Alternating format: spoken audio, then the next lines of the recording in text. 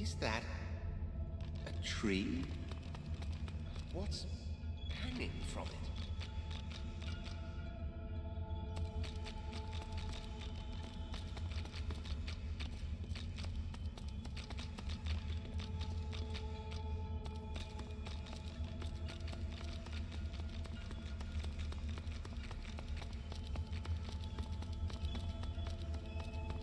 Must be a way across.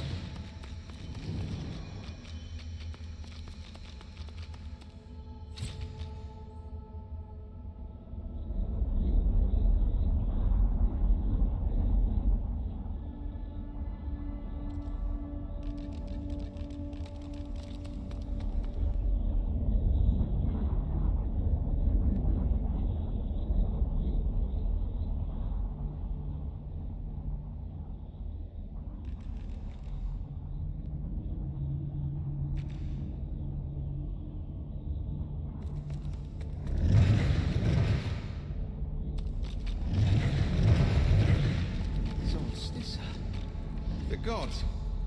Are they dead? How can this be?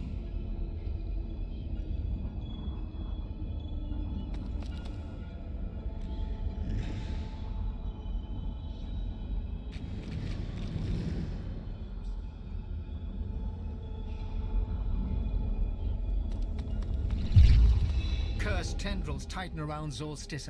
Her lips are moving, but no words seem able to escape her lips.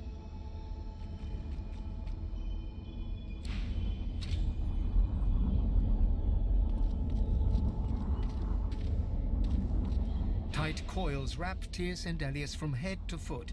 His still face is set to a glowering sneer.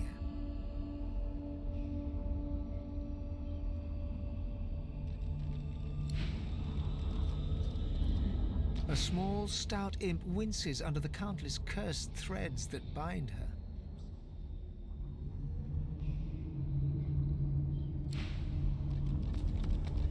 Before you hangs a great ethereal orc, his face twisted in a knot of pain as cursed tendrils constrict him.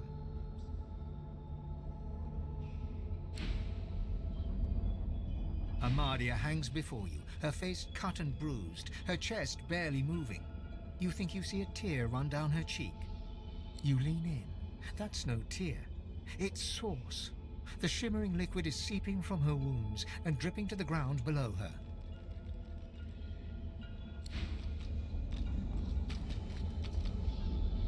Ralik hangs limp from the tree, cursed branches constricting him, snake-like from foot to shoulders. His helmeted head hangs slack at his side, but a barely audible wheeze rasps from his lips. Hurry! Ever-tightening cursed branches constrict the great dwarven god Duna. His eyelids flutter, and his face, bluish and bloated, nods.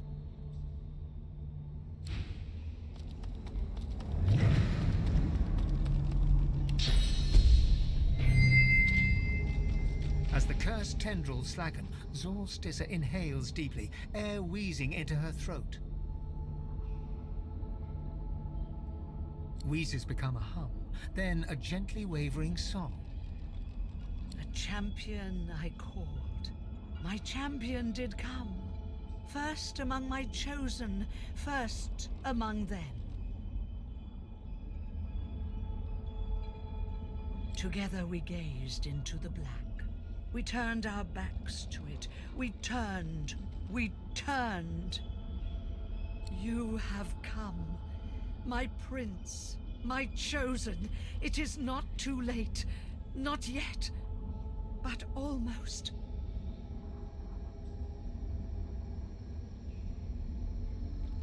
Yes.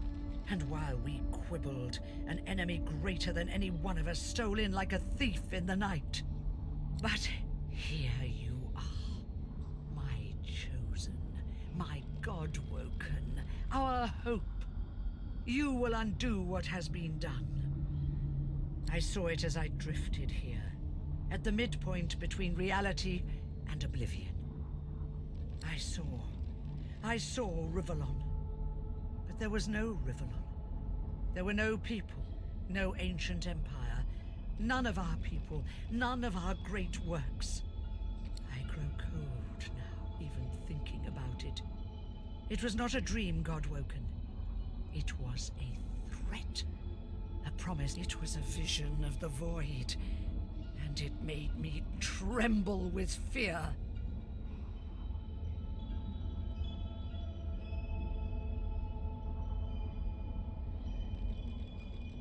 Yes, my prince. I, the goddess. I who created you, tremble.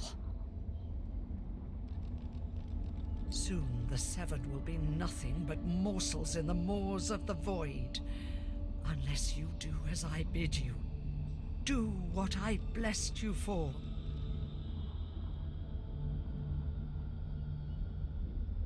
You have already set loose some of the powers locked within you. But there is a great well of possibility as yet untapped.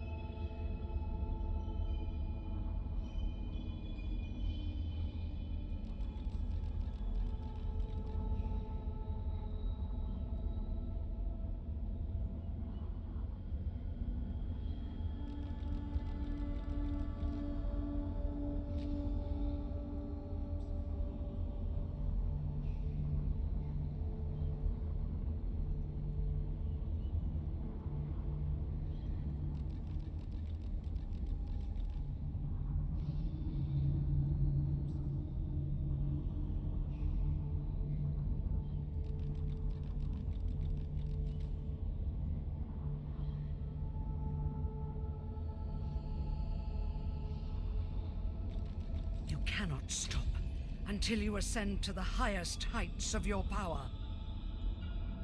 You cannot stop until you become divine. Like Lucian, you will be called to unite the powers of the Seven against the Void. Like Lucian, you will lead our proud people to preeminence. But, unlike Lucian, your weakness will not lead you to foolish failure.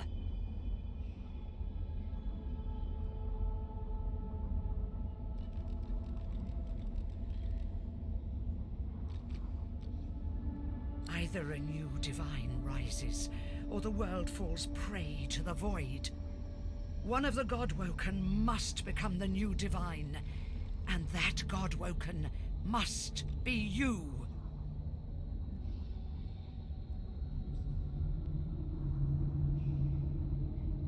You are my champion.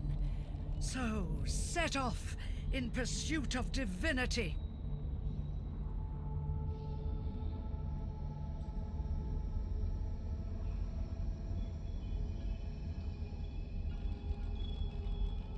She opens her mouth to respond, but stops dead. Her head jerks from side to side, searching for something unseen.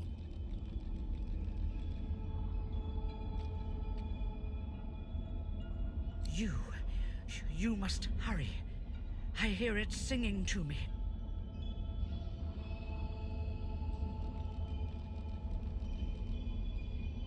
Fire and ice, death and skulls, blackness, blackness. Go! White-hot cold pierces your heart like a blade. You are frozen to the spot. The burning cold pumps through you like a curse, and then...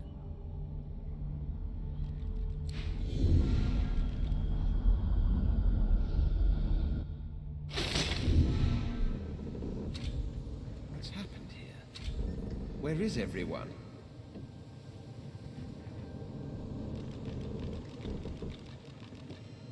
Well, at least they added a shrub to the ghastly place.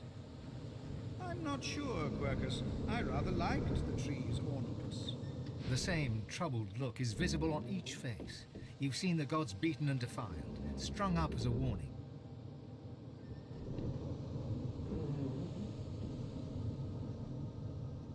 I had dreams of what I should say if I saw the Seven Lords once more. But that was a nightmare. Gods, schmods. They aren't interested in me, and I'm not interested in them. It seems whatever's inside me is more powerful than any of them anyway. Or at least more cunning. What can yet be blessed, can yet be restored. One way or another, Divinity will survive. Through all of you, and all of me.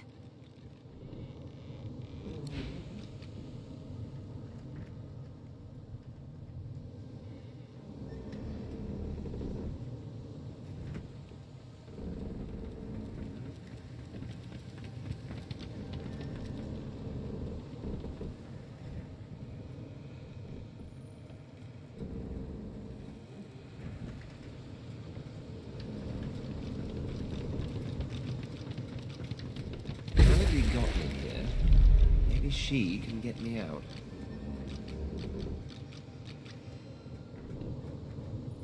Melody got me there. Maybe she can get me out.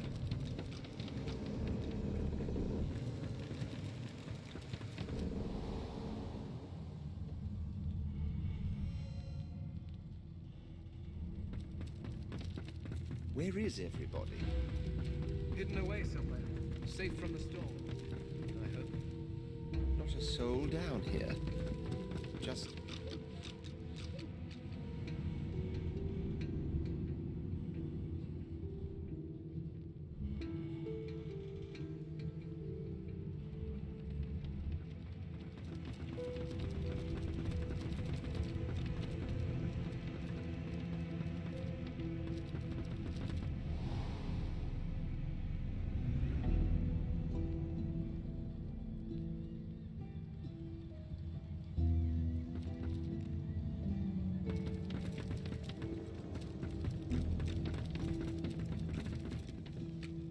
People are going to perish.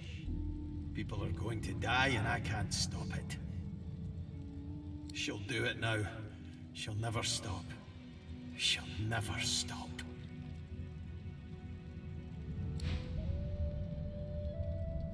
Ifan's spirit stares at you, seemingly through you. There is neither affection nor blame in his expression. He gives no sign of seeing you.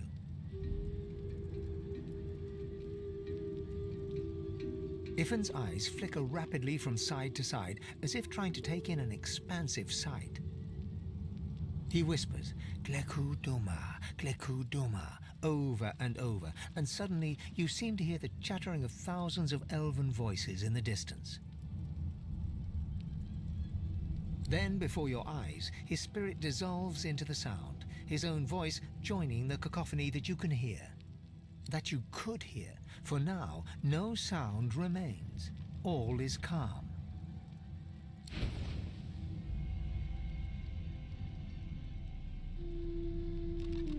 People are going to perish. She'll do it now. She'll never stop.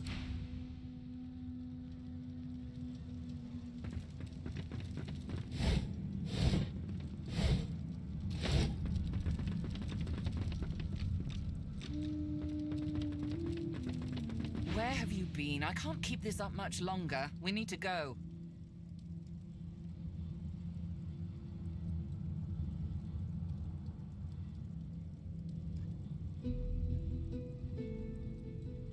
There's no time. I can't hold us here.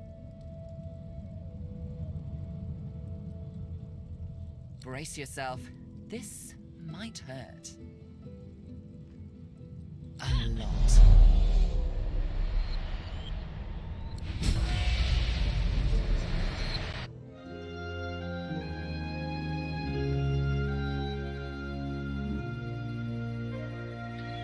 The chill of the Hall of Echoes clung to the Lady Vengeance as it returned to the shores of Reaper's Coast.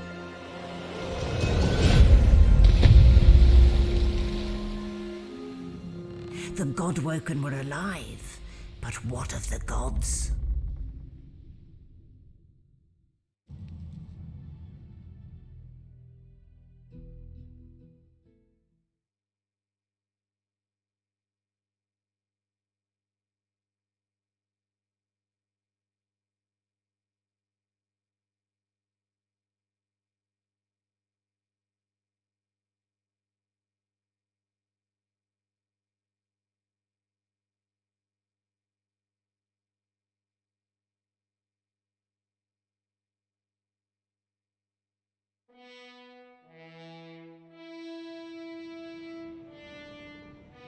Solid ground materializes beneath your feet.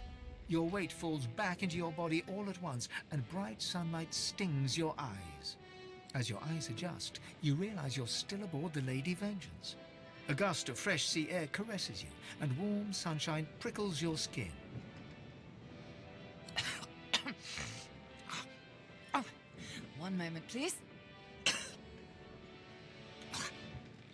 Oh, just a moment.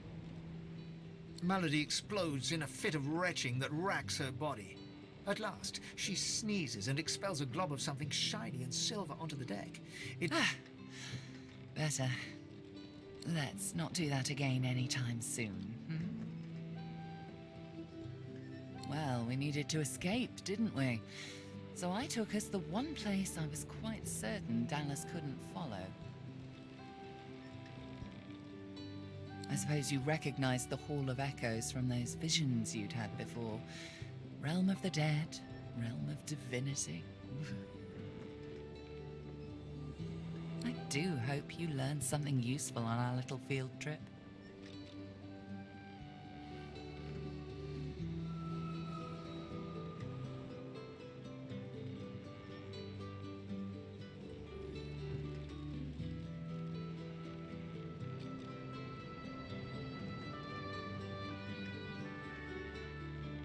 Desperate how?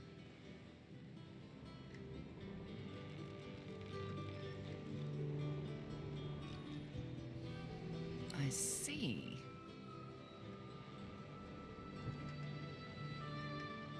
So, your god seemed uncharacteristically frightened, told you the void was coming, and that only you could ascend to divinity, after which you felt a cold deep within you.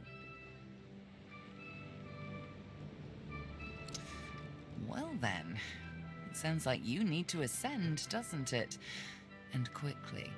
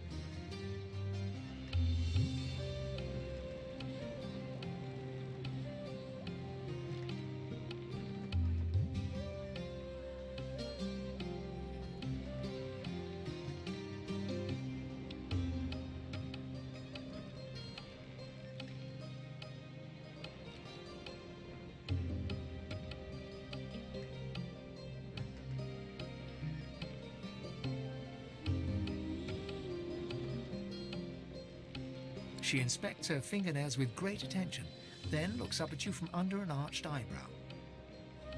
Did they mention how you were meant to become the next divine?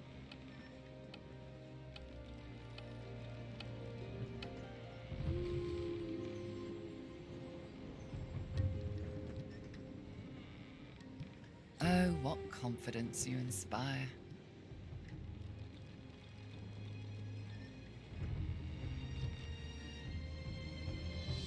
Luckily for you, Mama Malady is here to help.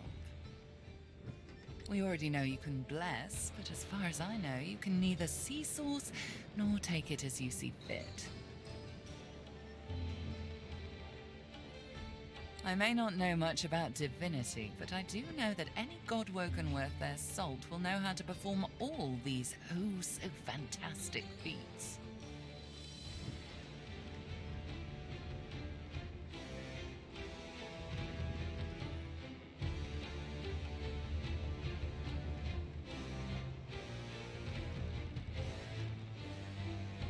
You need to go see the Meister.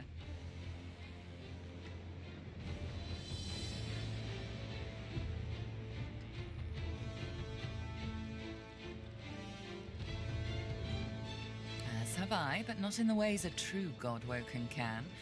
Forget those ghastly little jars and wands to which small people must resort.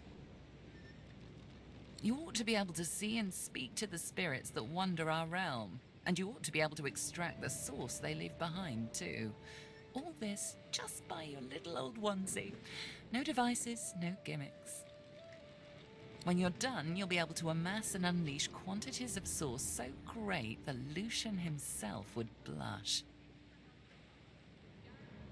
I quite look forward to seeing it. Oh, she's got one of those things in Driftwood, you know, the building where people go and they do things inside of it. Home, that's it. She's got a home in Driftwood. Give me your map. There you are. Tell her I sent you and she'll handle the rest. You're at the beginning of a long journey, Godwoken. Long, but exceedingly interesting. Now, I must be going, and so must you. Shopping. Why, our faithful little sloop, of course. We can all ride together. Won't that be terribly fun? Before you go, if I'm not back by the time you find out where our journey takes us next, you can call me back here. Tell the ship. She'll know how to summon me. And in the unlikely case you don't manage to do whatever it is you'll need to do to become what you need to become, you could call me, but I would be grateful if it doesn't come to that.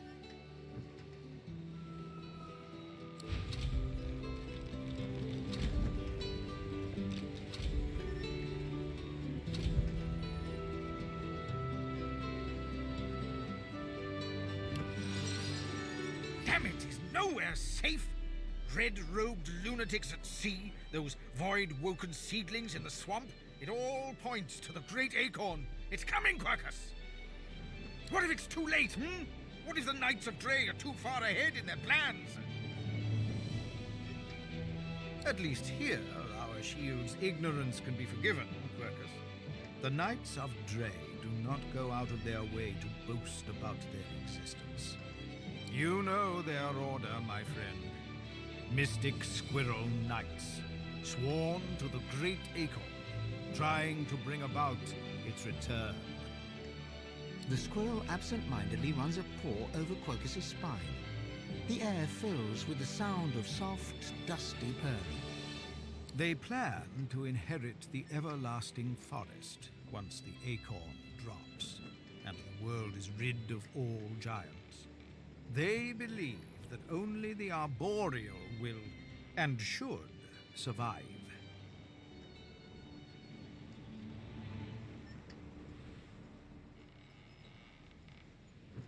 It thinks we are sitting here twiddling our paws, Quercus. Perhaps we haven't succeeded yet, but we have other worries.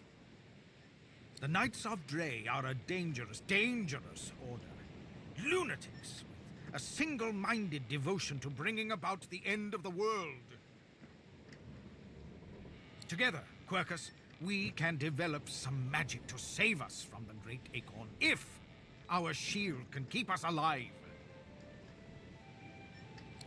Yes, it has done an admirable job so far. It certainly lasted longer than I thought it would. But does it understand that we could be wiped out at any moment? Does it understand the risk?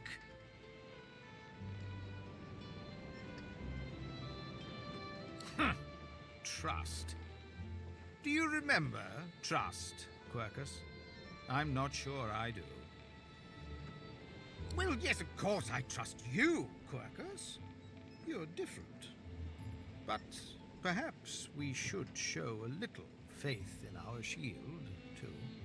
The squirrel reaches out and touches your ankle, sending a hot flush rippling through your body. Your mind's eye sees new potential spells swirling before it. Now, listen carefully, shield. The plan is thus. Do not die. If the shield can hold up its end of the bargain, we might just have a chance to complete our research. We might make it yet, Quercus.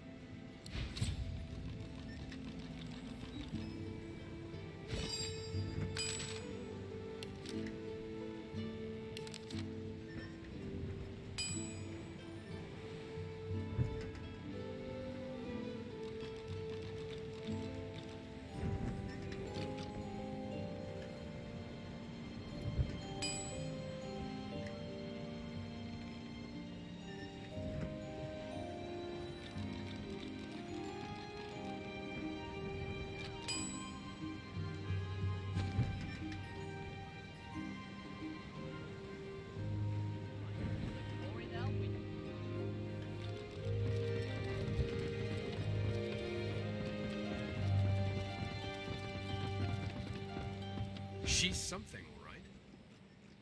I question Siva's trust in her, but Malady's usefulness is self-evident.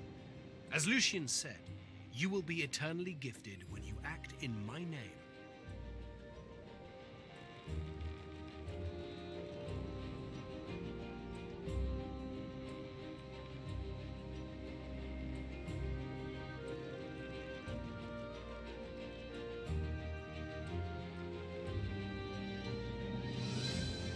Paradise awaits, my friend.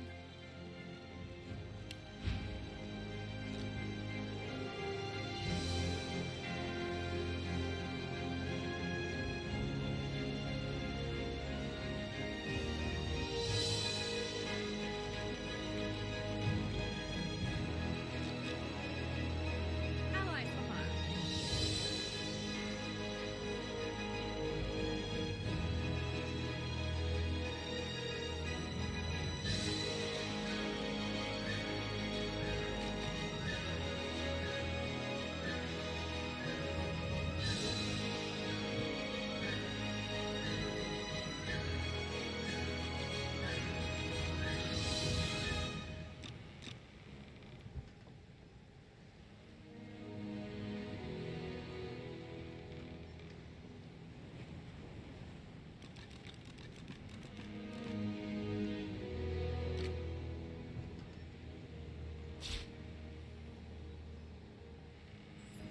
I've got sword fighters, mages, archers, all willing to fight by your side if the price is right.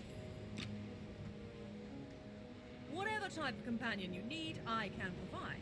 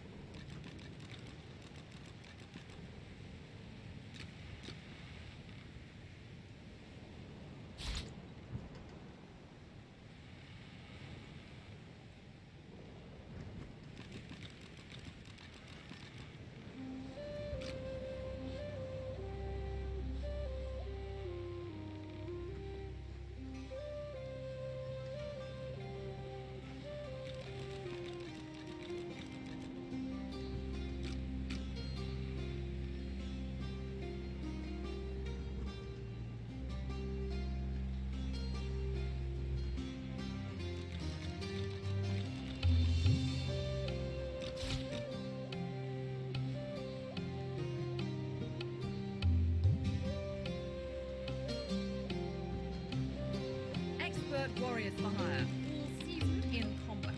They won't let you down. You can put a price on the warriors I have for hire, but you can't put a price on the glory they'll win.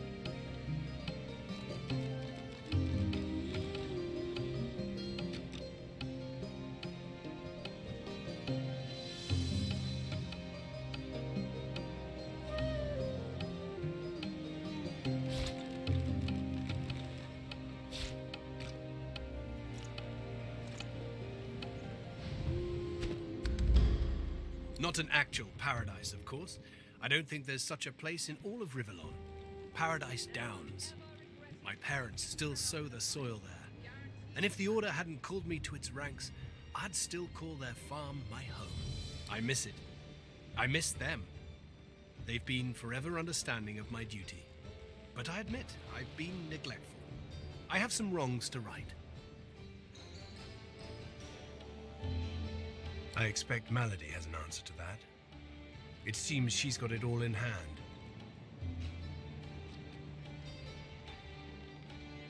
Only as often as I need his guidance, Godwoken. When I invoke Lucian's words, I invoke his deeds too.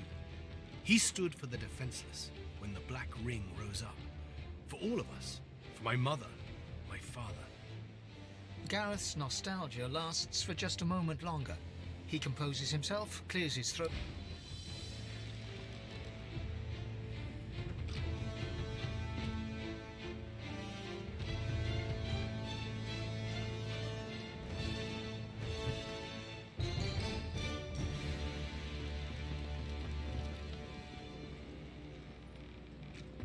I've plenty of fighters for... Oh!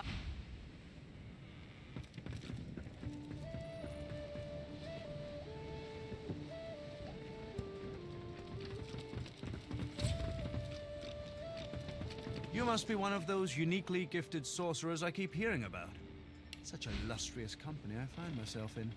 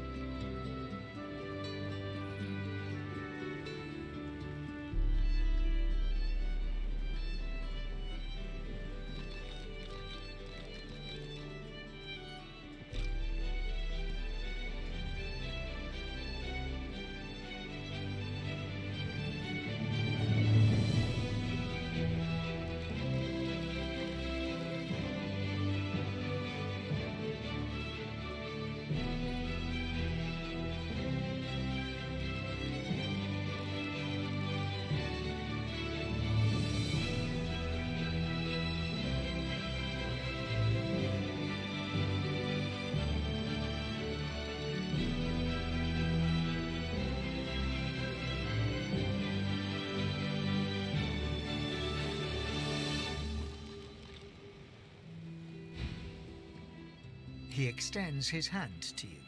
It's clad in a curious-looking metal gauntlet, the likes of which you haven't seen before. I am Tarquin. Consider me at your service. I'm something of a polymath, if you'll pardon the hot air. Inventing, healing, perhaps a little magic from time to time. Until recently, I was a prisoner of Dallas. But now, thanks to your daring do, I am a free man, and a grateful one.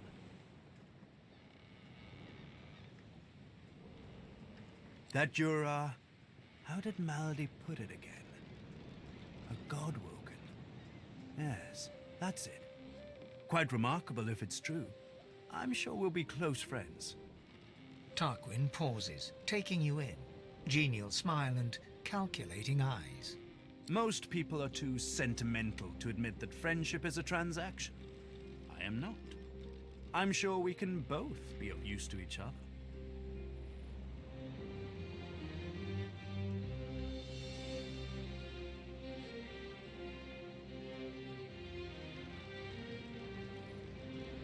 Marvelous.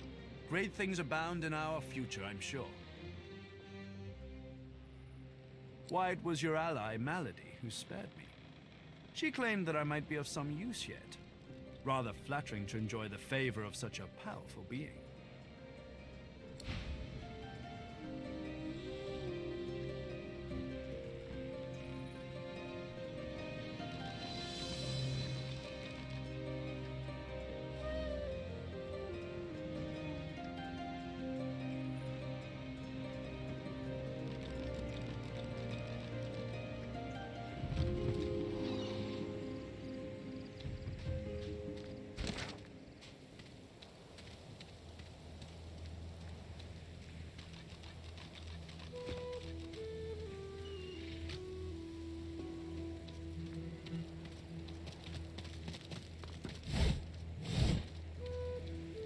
Here we are, Reaper's Coast. We made it. The hunt, like always. To be God-woken is all well and good, but above all, I've yet to find the Master. Somewhere further inland, Roost Anlon breathes. All I have to do now is pick up his scent and make his last breath worth my while.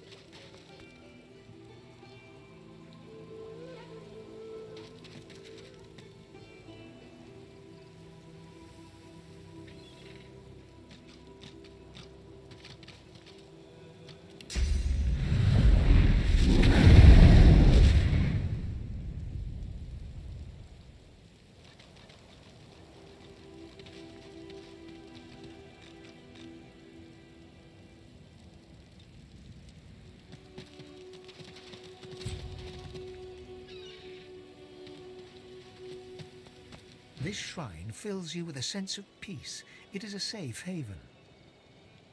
Your body is still, but your soul floats upwards. You see yourself when you look down, content, safe.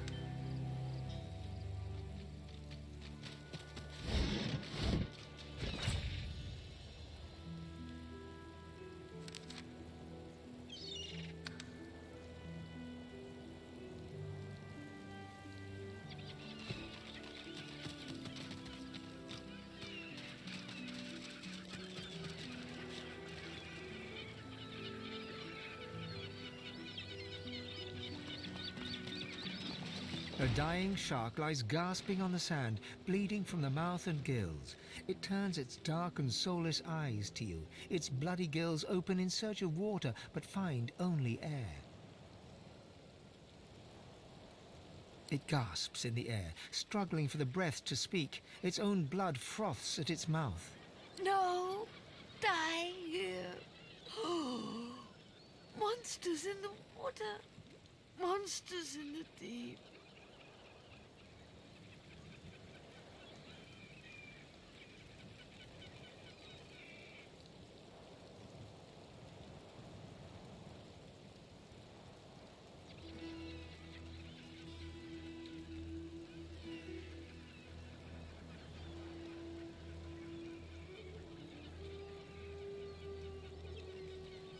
Monsters bigger, more and more growing.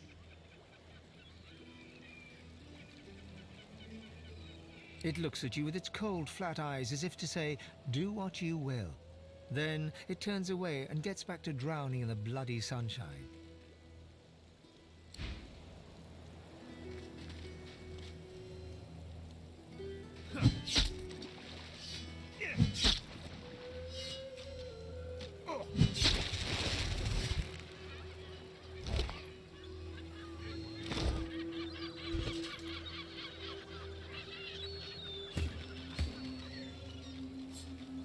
A boy at swim. Your name is Joe. You're 9. You're brave. You're off to see your mum. A shadow moves below you. A jagged vice closes on your thigh and pulls you down. Water fills your lungs. Blood billows.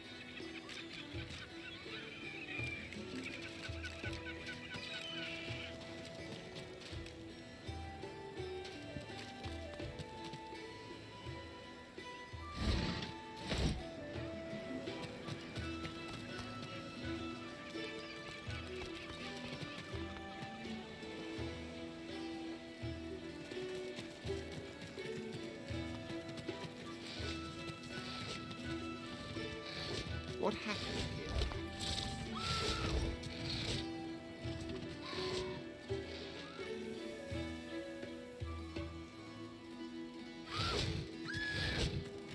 That Woken had someone's corpse.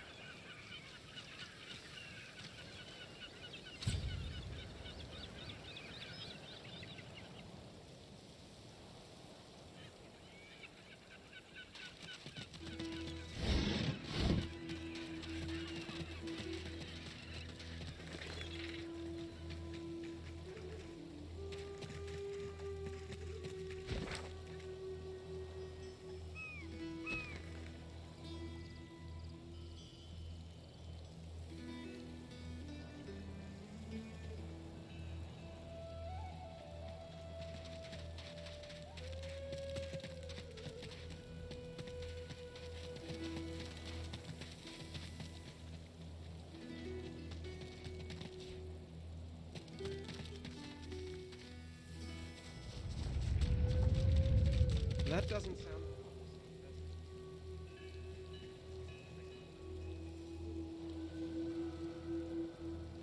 Looky here, Bugs.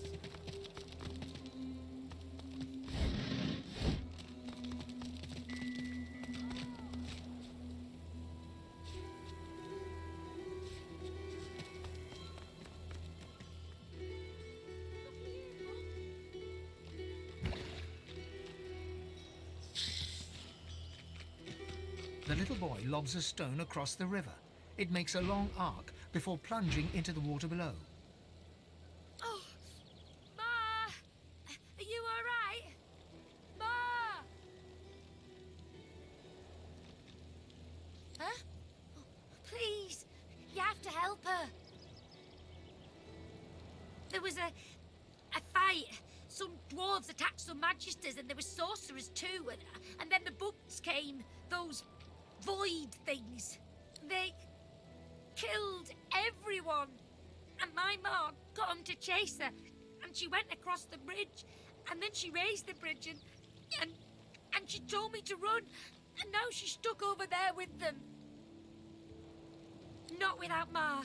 Family doesn't just leave each other. You will. Maybe you can cross the river then. Ma lifted the bridge, but there's got to be another way, right? What should I do? Oh, I know. His gaze shoots to the ground. He grabs a small flat pebble and chucks it across the river. Again. I'll keep distracting him.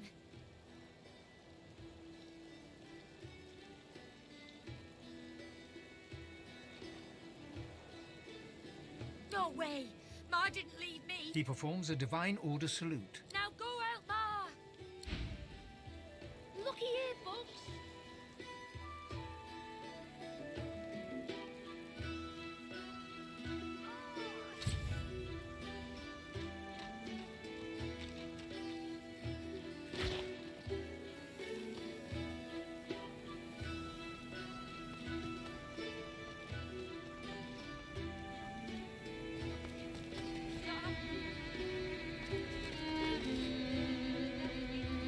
A Magister caravan. I remember one just like this picking me up. Could have been a shipment to Fort Joy. No. But what happened here? Can't be real. Not real. Not happening. Lucky find. Not true. Can't be true.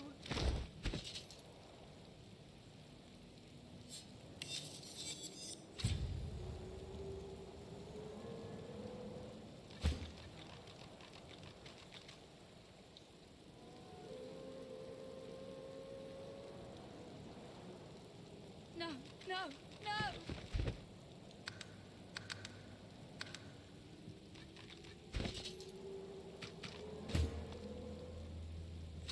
Can't be real. Not real. You twist your head around as the Magisters haul you away. Your wife and two boys stand in the doorway, helpless. You commit their faces to memory one last time. Wendy cries out something to you. You tell yourself it was, "I love you," or "We'll wait for you." But the truth is, you didn't catch it. The farm recedes from view behind you. Can't be real. Not real. Not happening. From the dark, you stare up at the thin slivers of light visible between the floorboards. Shadows ripple across the slivers, accompanied by heavy footsteps, Magister footsteps. Wood creaks above your head. One of them has paused. Your breath catches in your throat as you wait for him to move along. But the hatch is suddenly yanked open. Light floods you, blinding and accusatory. You hear only one gruffly barked word before the hands seize you. Gotcha!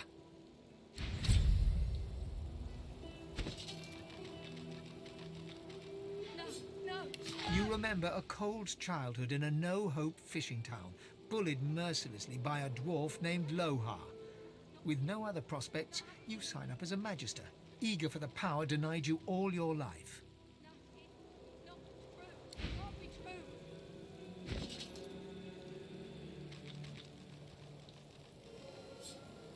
Work. That's all there was in Driftwood for a dwarf like you, until you got involved in the anti-magister resistance. Then, the work was still there, but also purpose. Purpose worth dying for. Not true. Can't be true.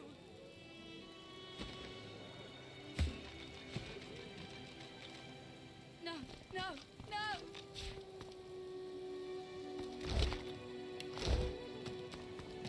Can't be real.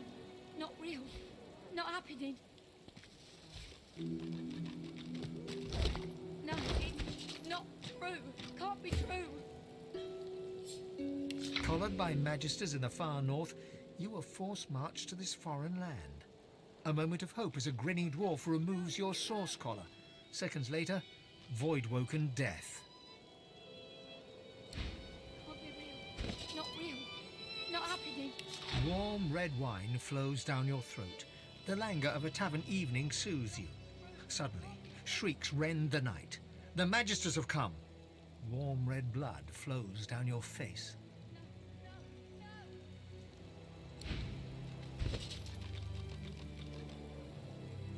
Can't be real. Eloisa was the prettiest girl, not to others, but to you. Her luminous eyes shone brighter than the moon. The day you collared her for Fort Joy, you wept every tear you had. You never cried again.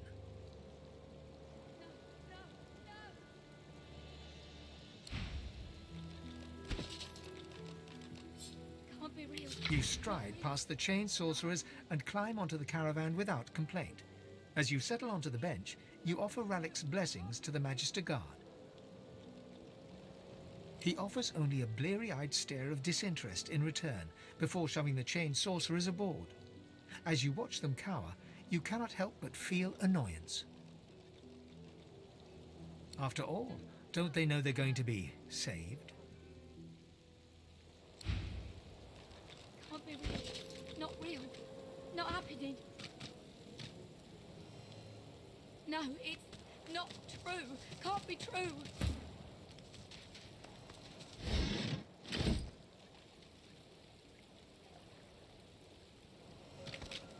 No, no, no! Can't be real. Not real. Not happening. No, it's not true. Can't be true.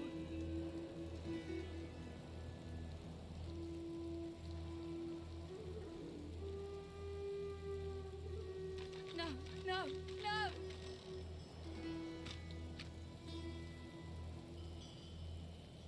Can't be real. Not real. Not happening. No, it's not true. Can't be true.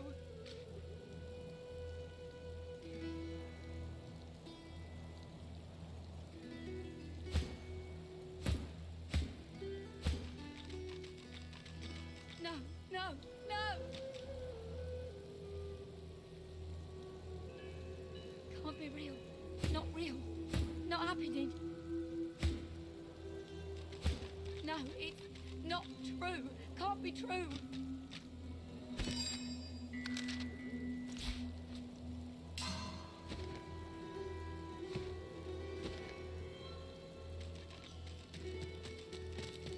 White as driftwood salt, the dwarf flinches at your approach, yet she holds a short, clean blade aloft. Her fierce stance can't hide the trembling of her fingers. Back! Get back! I'll kill you, just like the rest of them!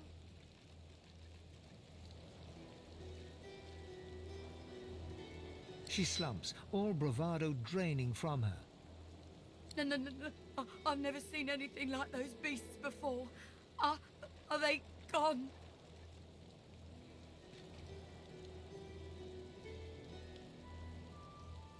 Her eyes widen and lose focus, as though she's seeing something played out before them. Her voice is shaky when she speaks. Those? Yes. Worst ones I've ever seen. Ripped through the magisters. The dwarves. Dead. Dead. Dead. And the sorcerers. Sorcerers. Gone. Her eyes stare vacantly into the distance, glassy as marbles. It's not cold, yet her shivering is relentless. I don't know. I don't know. Oh, Duna's beard. Lohar. My boss Lohar will want to know what happened to them, but I can't remember.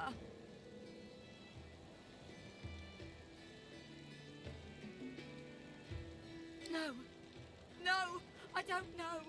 I don't know.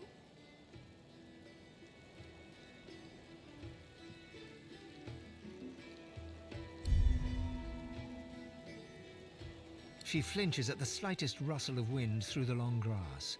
Terror in her eyes, she stumbles away from it.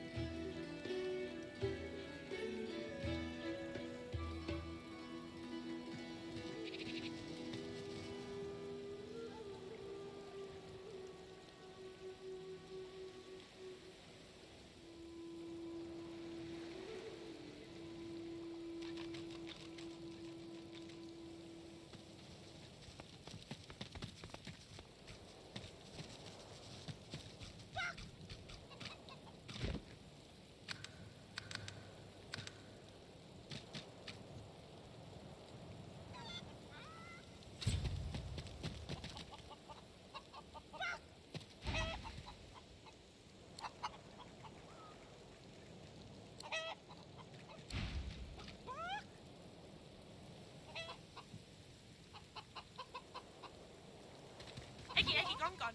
Baby Eggy gone for good. Help! Marge knows. Marge saw. Ask Marge.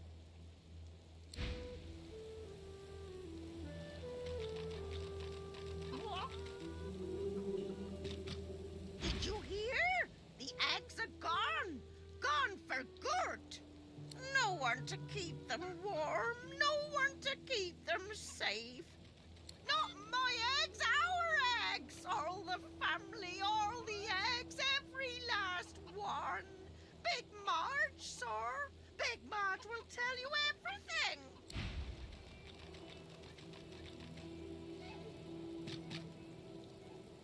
What?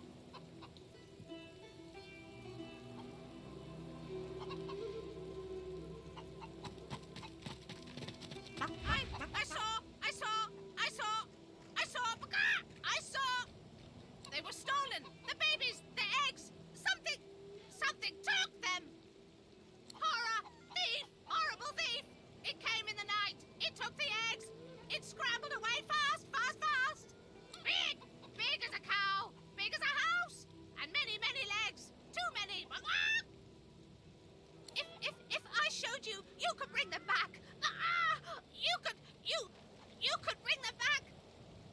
Map! Show me your map!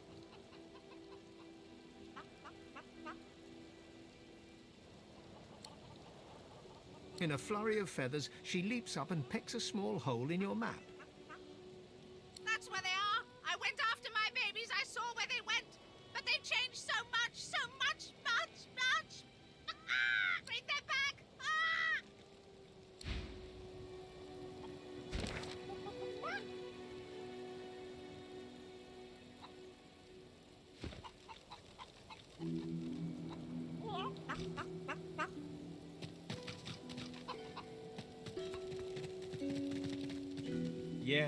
Yeah. Guess you're right. Of course I'm right. Stick with me, kid. Come now. Is this really necessary?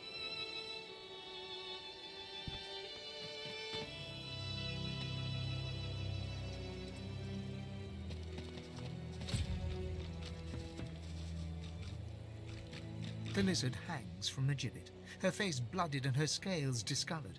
Her eyes are closed, but her tongue flickers as you approach. Welcome to Driftwood, Godwoken. One bloody eye cracks open, glittering gold appearing from beneath the swollen lid.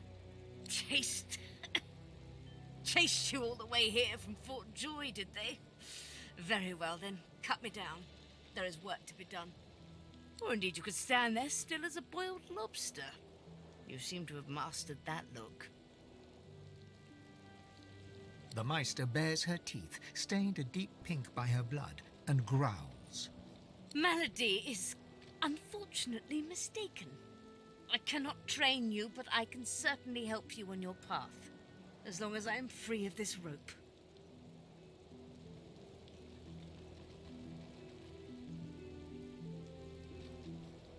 Be quick about it, before the Magister realizes their prize catch is about to slip through the net.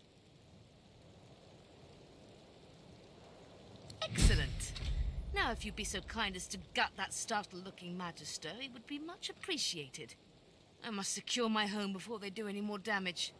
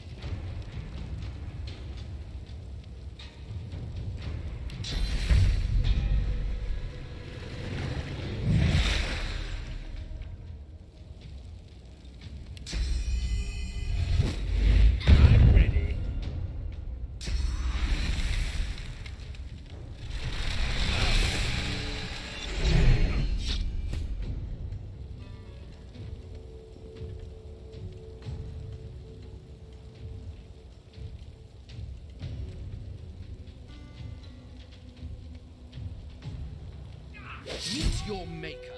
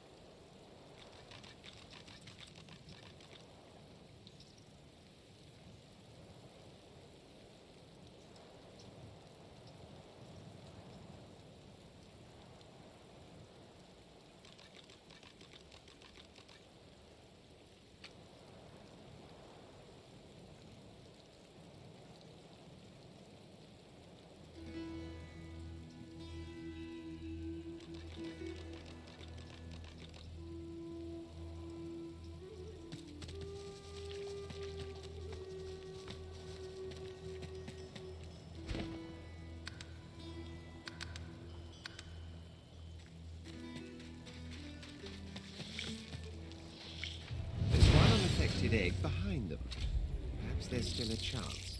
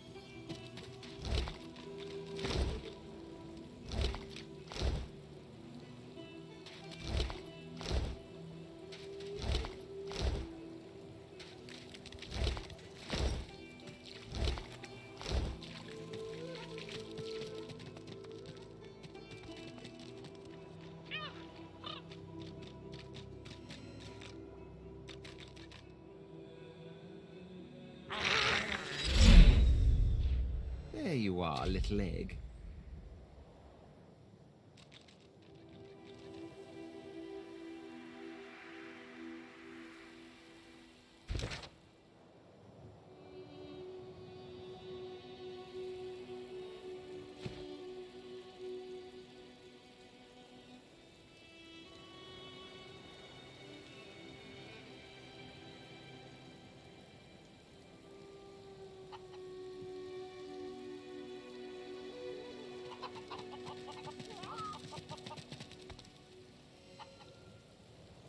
Baby's gone! Stolen egg! Stolen and gone! Help, help, help, help, help, help, help!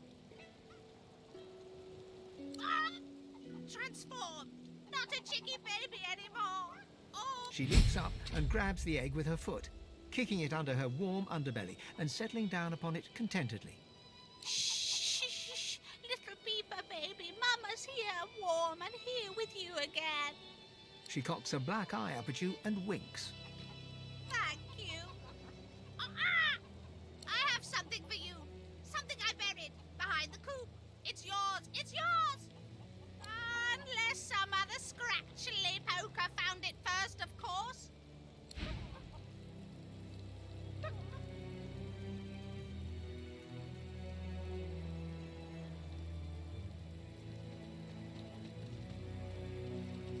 I've spotted something.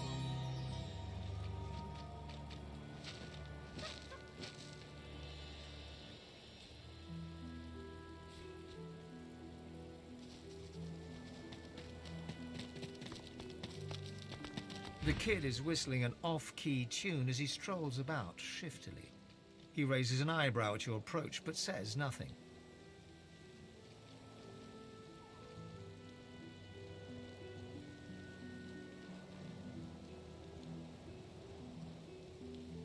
Ain't up to out. Just looking for someone. Seen her, Ben Mesd.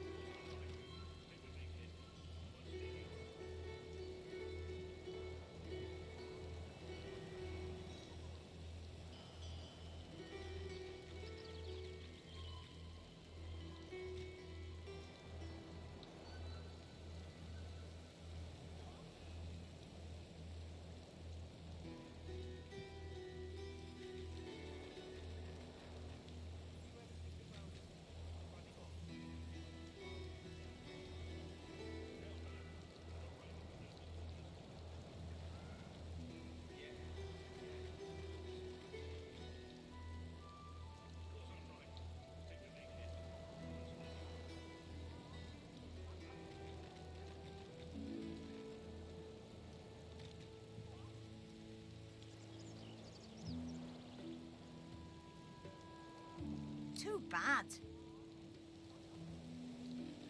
The kid shoves his hands in his pockets and ambles off, resuming his tuneless whistling.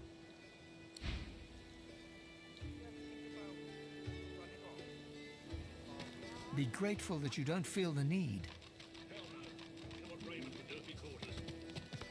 Yeah. Yes, you're right.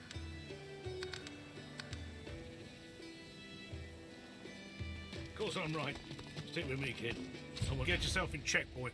I won't have you running off like Millicent and Tully. You'll just end up sliding down some Voidwoken's gross gullet, piece by piece.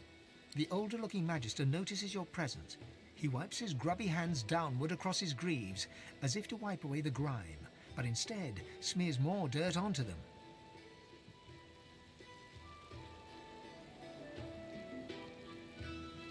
Halt, Scaleskin! What word do you bring?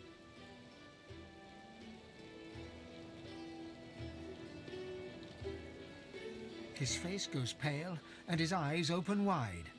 The Magister that greeted you remains stiff, as if enduring a harsh wind. The Voidwoken come. Hush, Fedder. You may pass, Lizard. Dare say he'll be aching to leave before long anyway. But before you do, find Raymond, the White Magister. He'll want to know what you've seen.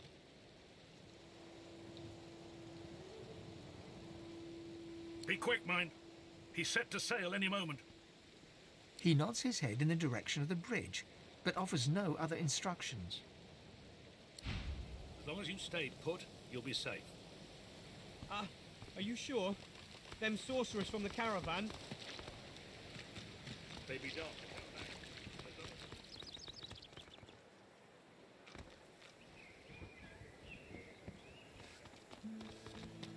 This town doesn't look much equipped to entertain a nobleman like myself. Pity.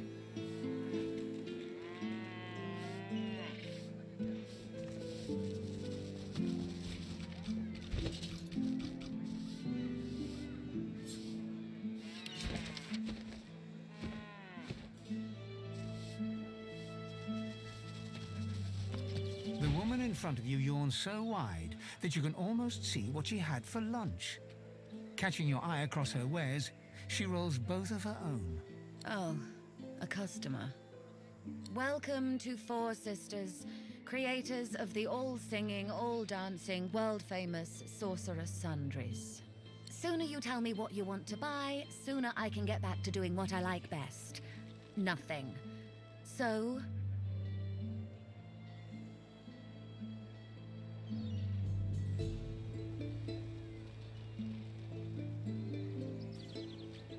and praise Lucian for that. Her face clouds over for a moment. Though I do hope she's all right.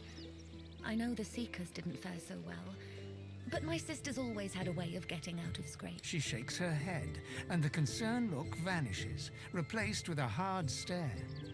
Anyway, did you buy some of our Sorceress Sundries from her?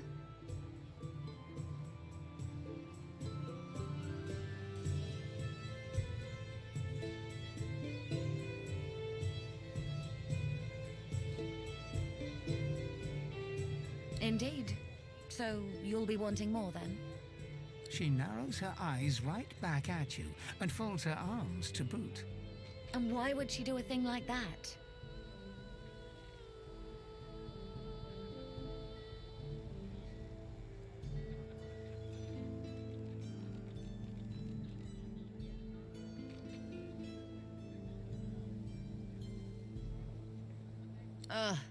Our weak spot. Well, I suppose I can play along. So I'll give you a discount if you can guess my riddle correctly too. How about you do that, and then you can go away, yes? You should know I already regret this. So, see me run, I never walk. I have a mouth, I never talk. I have a bed, I never sleep. I can be shallow, I can be deep.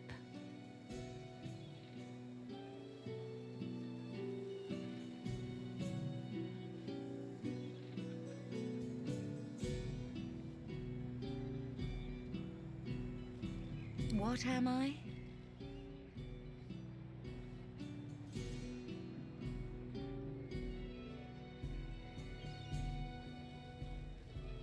Wow, you got it right. And what a challenge it was too. I am so impressed. Now, what'll you buy with your discount?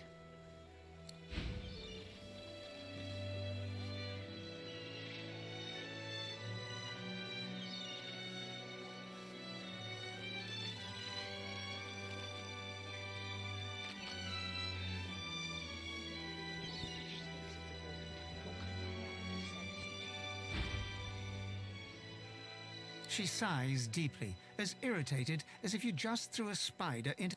Well, I do sell sorceress sundries, don't I? It'd be a bit hypocritical for me not to use my own products. You know, if you want to add some... She looks you up and down, slowly. It is clear that you are found wanting. You really should. Don't hurry back.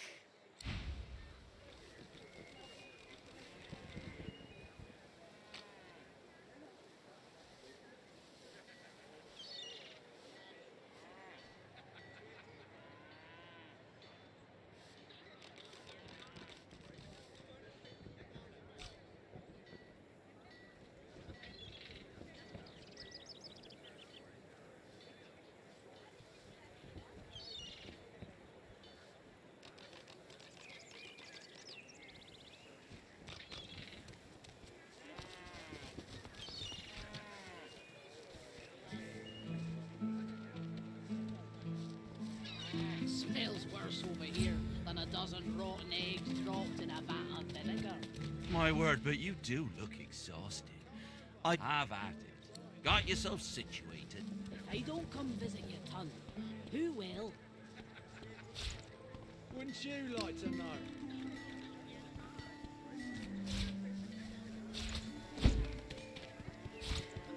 Keeping it together, Bree? I'm all right, as long as I don't think about it too much. You're safe among friends. Never forget it.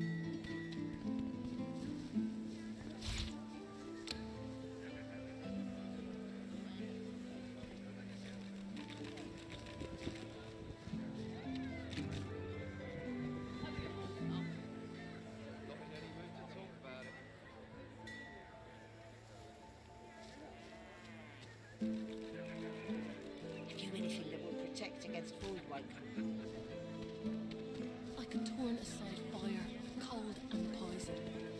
But void walking, God knows what'd stop those beasts. Cold steel it is. Keeping it together, Bree? I'm all right, as long as I don't think about it too much. You're safe among friends. Never forget it.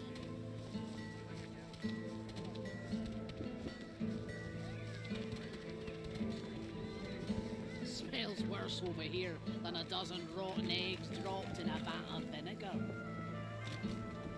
Then don't come over. Not like you're buying anything.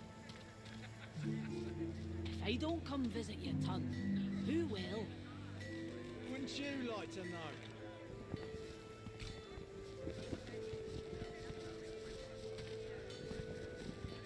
Keeping it together, Bree? I'm all right, as long as I don't think about it too much. You're safe among friends. Never forget it.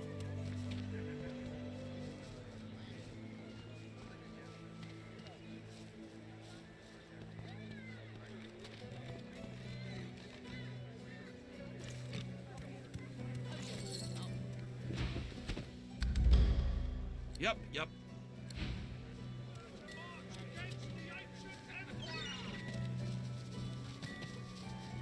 Quite the tale on you.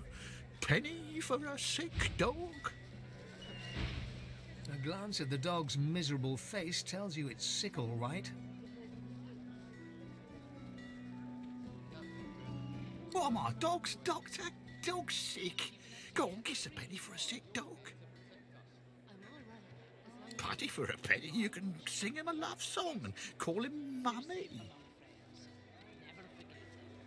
Thank ye kindly. Any chance of another one? Penny for a sick dog and all that? Smells worse over here than a dozen rotten eggs. Much obliged. Could I push you for one more? Penny for a sick dog, etc. Cheers. Can I trouble you for just one more? Penny for a sick dog and so on. Keeping it together, Bree? You're very kind. How about another one? Penny for a sick dog. Never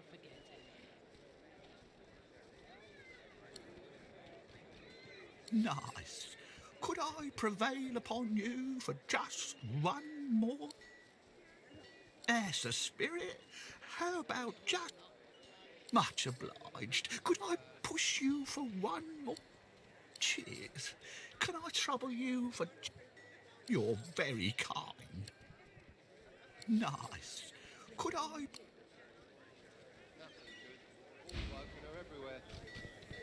Thank the divine you're here. The dog lies there quietly, clearly in great pain. What are you looking at? I'm sick here. Get lost. Got a pain in the neck. Got a bad pain in the neck. You're safe among friends. It flinches. A low, threatening growl builds within its throat. Under the collar, you find the sharpened points of metal rivets, gouging the poor dog's skin. The dog bares its teeth at you and growls. The dog gives you a long, hard stare, but does not bite you. Yet. The dog goes to bite your hand, and then realizes the pain is gone. Hey, I feel okay. Thanks. Think I'll wander off now. Here, before I go, what can I do to show my gratitude? All right, as long as I don't think about it too much. Master did. You're safe among friends. Never forget. Huh? Wait a minute. Master hurted me? Excuse me a minute. I'm gonna go now, but first I have a thing I need to do. He turns to his master. You bad man, you! Yes, of course.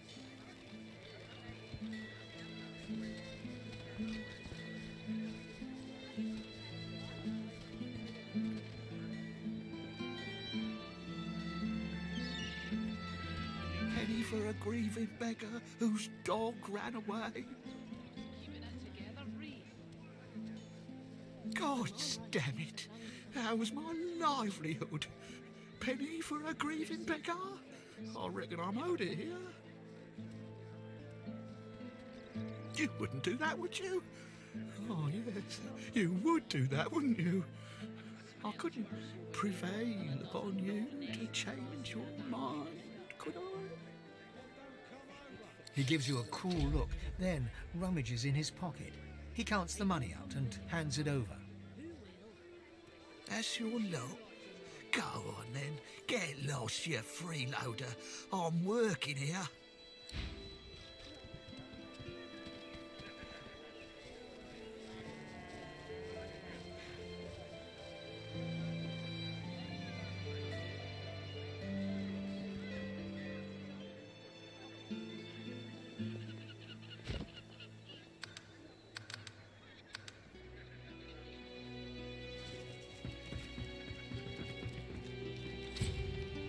That's close enough, Reptile.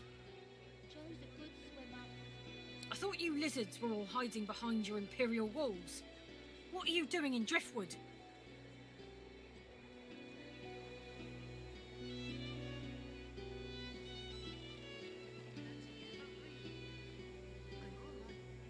Grumbling, the Magister turns back to her patrol. Look at you. You're all scaly.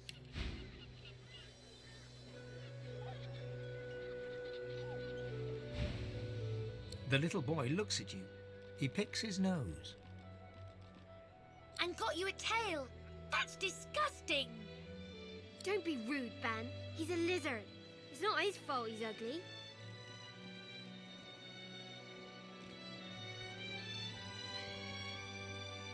They stare at you in disbelief. Then they start laughing. You're weird. We're waiting for our friend. He went for a swim. He'll be back soon. He went swimming all the way to Fort Happy. Fort Joy? That's what I said. Fort Joy. He's going to find his mum and bring her back. Cool. How did you know that? Lizard, have you seen our friend Joe? Tell them the truth about Joe. They have to grow up sometime. The truth hurts, but they'll get over it. Kids are resilient. Tell them the truth.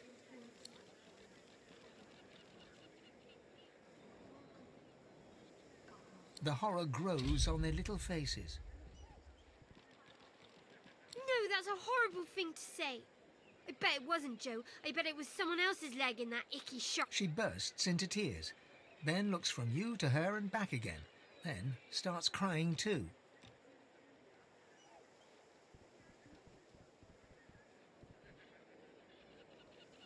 They're inconsolable. You leave them in tears. On the double.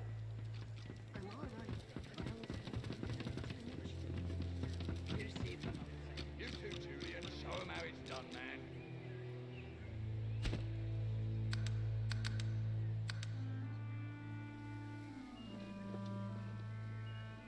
Don't let up now. Keep hauling that cargo. Go on, you mute sacks of flesh. Put your backs into it. I'll not lose another day to the tide. The Lord Dread awaits. Its sails billow with Dallas's breath. The Magister stops barking orders. He sniffs the air like a predator, turns to face you, the wolf eyeing the deer.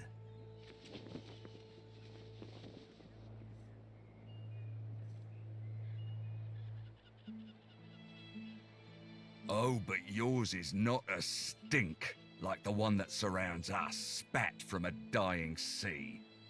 Yours is a scent that invites a question.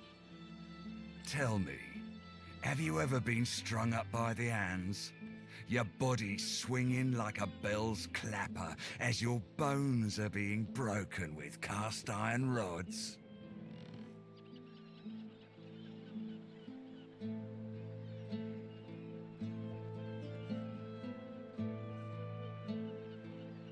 We do cruel things unto others and unto ourselves because we must.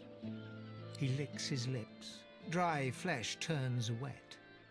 See, I'd like to string you up too. Rack you with rods and leave you dangling over a puddle of your own blood and piss.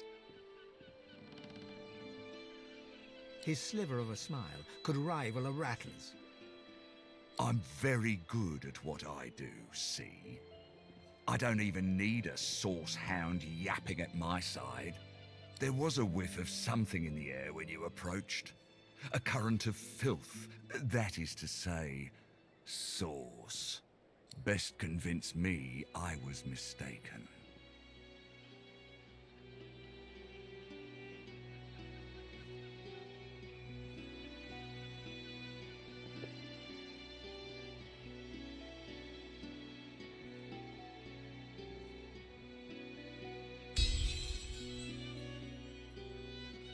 He leans in closer and sniffs the air once more.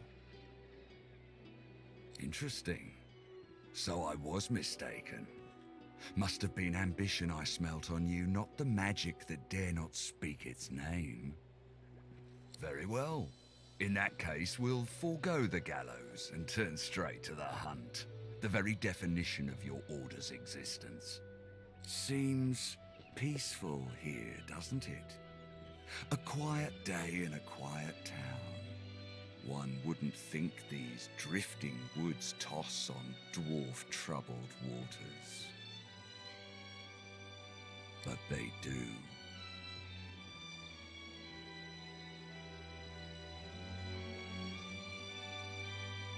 Consider for a moment the dwarf.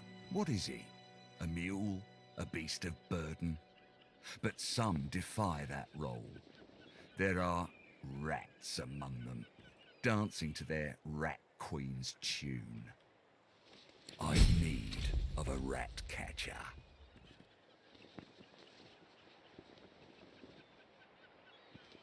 Of course, I must depart post-haste, but Julian here will stay behind and be a good little parrot. Ask and he will answer. Stay behind? But I've my orders. Same as you. Dallas.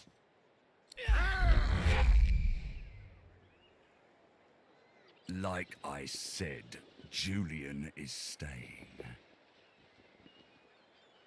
And with that, I must be off. No hard feelings about the death threats, of course.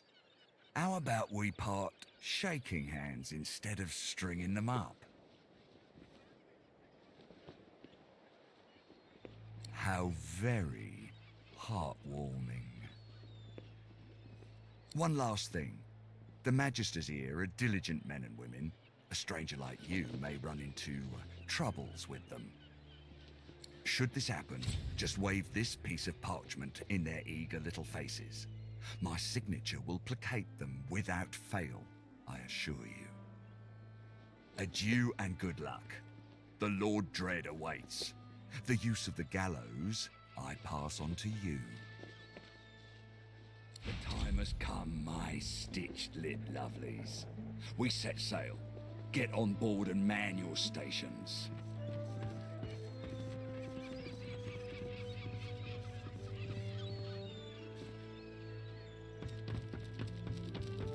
I like a dog.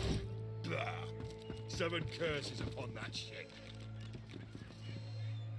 The Magister is rubbing the dirt off his robes, none the worse for wear, apparently, from the blast of magic that knocked him off his feet. You! The supposed source hunter! I'd be whining and dining aboard the Lord Dread if it weren't for you. Your meddling in Magister affairs had better be worth it.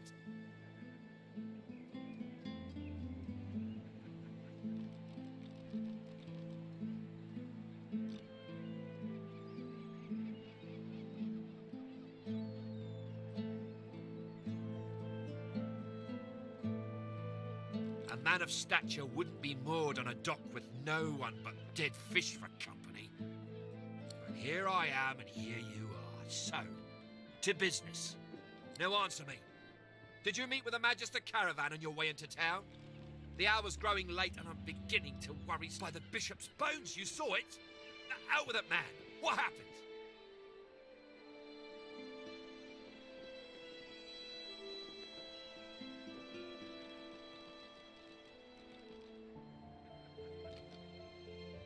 Void woken.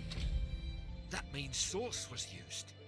Which means some third party must have attacked first. And I've a fair idea who that might have been. Raymond, that old goat. Always suspected there's more to the Driftwood dwarves than meets the eye. Hate to admit it, but I think he may be right. Too many things have gone wrong along Reaper's Coast to attribute to bad luck. Magister ships sinking, weapons disappearing, and as you've seen, a caravan attacked and destroyed. Rumour has it the Dwarvian Queen herself is behind these acts of sabotage. That is what I want you to prove.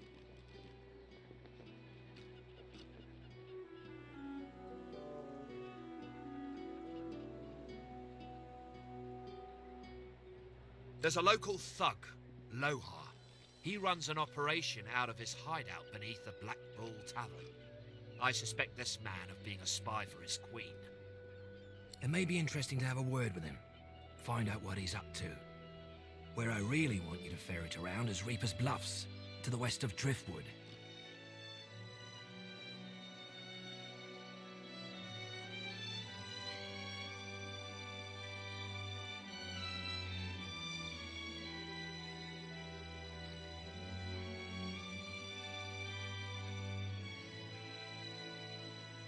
It's wild territory, remote and hostile, where I believe the dwarves may have set up a base of operations away from prying eyes. Should you find any such place, and better yet, proof that Lohar is working on behalf of Queen Justinia, you will be handsomely rewarded, I assure you. They've always been snakes in the grass. Cheap labour, sure, and hard workers too. Half of them are their queen's spies. Her eyes, her ears, her poison-pouring hands.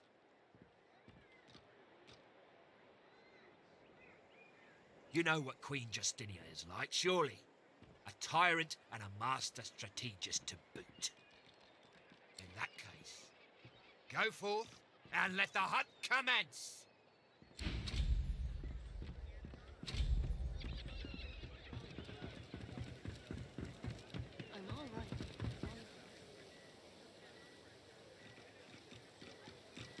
there's no work for an honest dwarf like myself, the likes of you don't stand a chance, mate. Best not linger. Your lot tends to rile people up.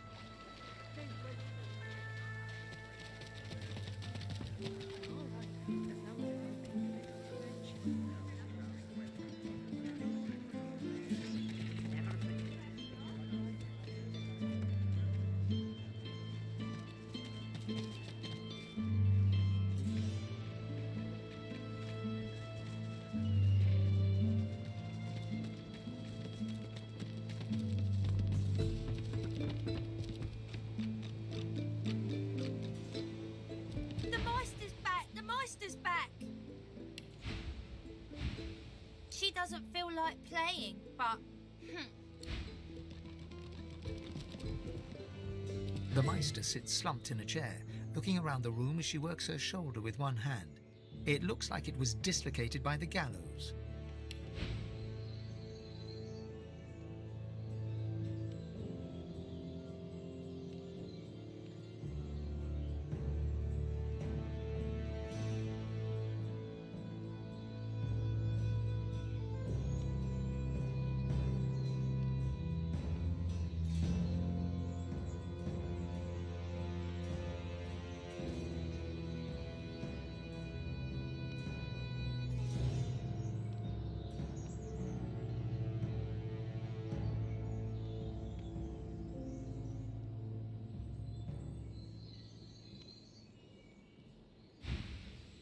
Damnable red cloak baboons ransacking my wardrobes, as if I would keep ancient valuable secrets in a pile with my unmentionables.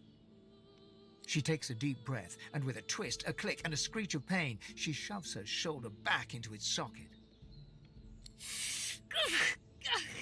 I swear by the seven, if we did not have more important matters to attend to. Reaching across the table, she pulls a bowl of hot water towards her and fishes some bandages, a needle and thread out of a box. She slowly starts to tend to her wounds. At least the barbarians were unable to club their way into my vault, so everything you need should be safe.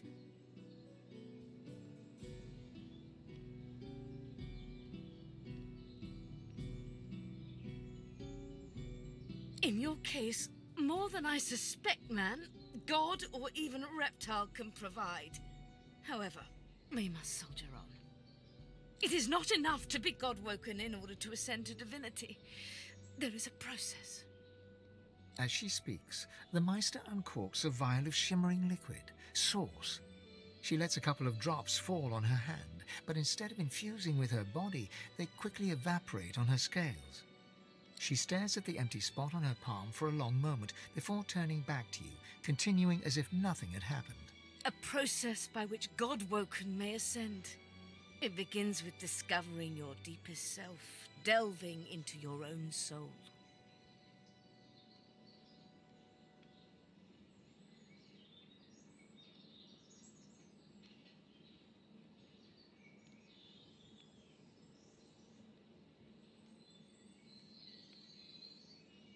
Quite.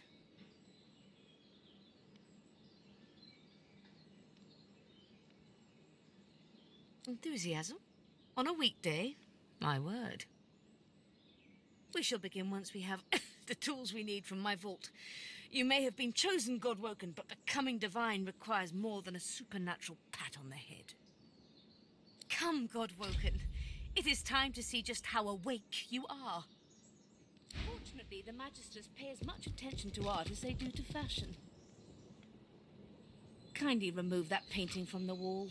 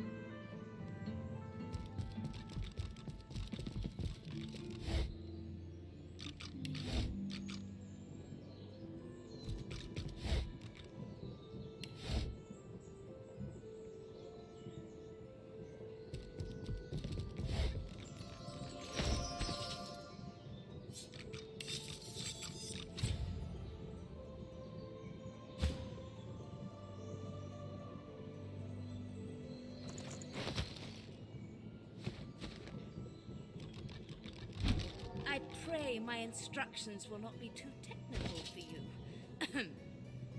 Push the button.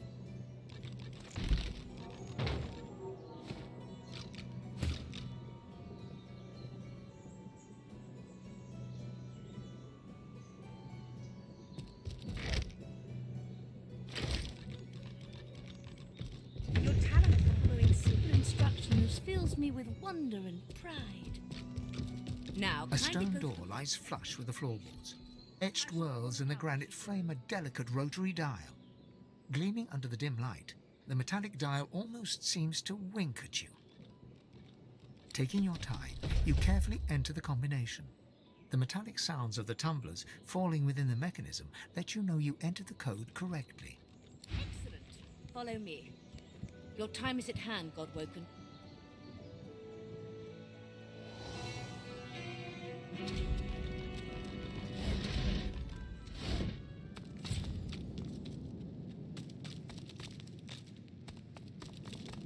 Feel free to look around, my friend.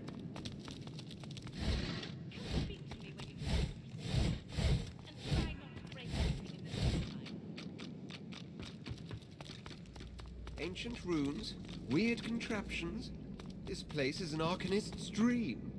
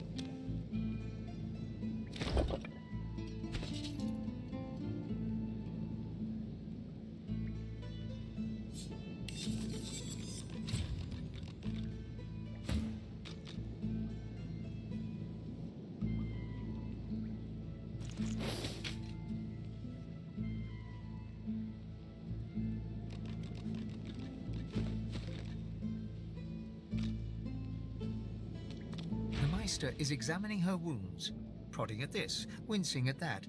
Her face seems grim as she turns to you. Do you know what it means to have the power of the divine, Godwoken?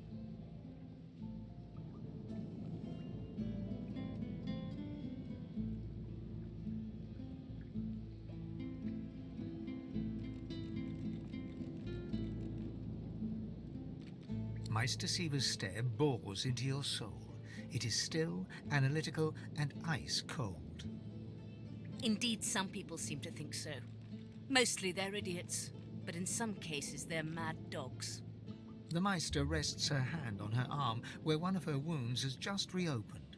She squeezes hard, ignoring the trickle of blood running down her claw. I pray you're more idiot than mad dog. It would be a shame to expend all this effort just to see you put down. Indeed.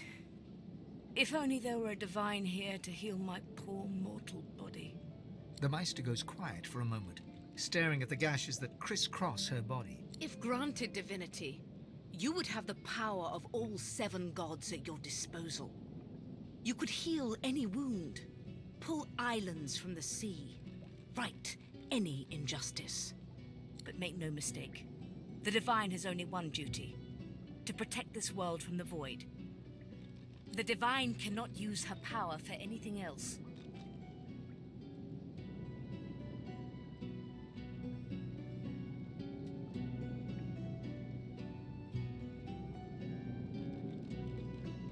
Very well, then. Let's see if we can't snatch divinity from the jaw. The ritual itself is quite simple. Drop some blackroot in the bowl, mix in a little blood, set the ignore any feelings of dizziness, burning in your lungs, or a dire sense of existential dread. They're all perfectly normal, although you will need to sacrifice a little sauce along the way. Everything you need is here. Ingredients in the cupboard, sauce in the glowing fountain, ritual in the tome by the bookcase, even an incinerator to provide a flame. The Meister looks back at her wounds, curiously prodding them as fresh blood oozes out, staining her claws. And do not lose anything. These ingredients are rare indeed. I'm not hiking back out to the cloisterwood to fetch you more blackroot.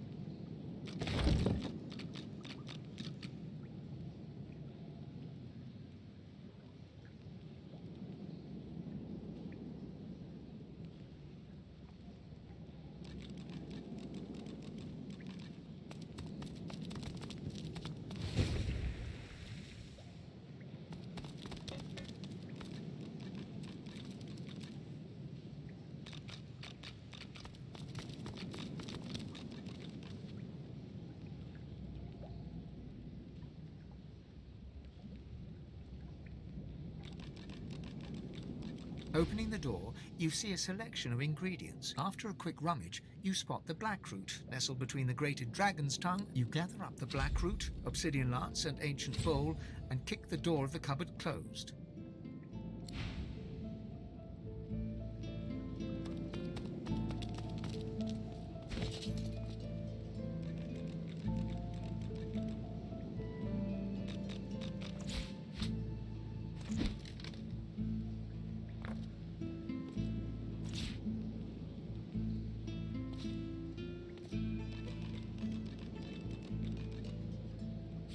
Good find.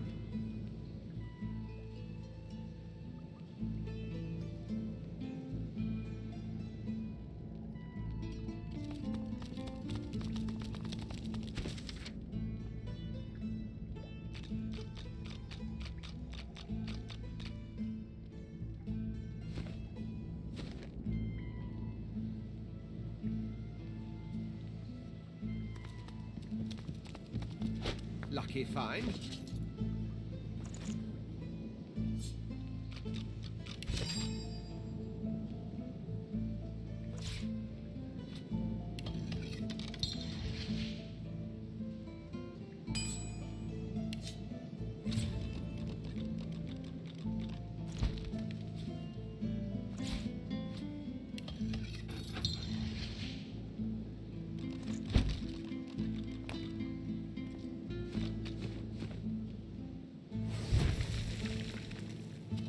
Suck the smoke deep into your lungs, your vision starts to swim and cloud. There is an intense pounding in your head, and you can feel the world. As the world fades away, you lose all sense of being grounded. You reach out, but you could feel yourself falling slowly, sinking into the depths of your own soul. The deepest recess of my soul. But it looks like the Hall of Echoes.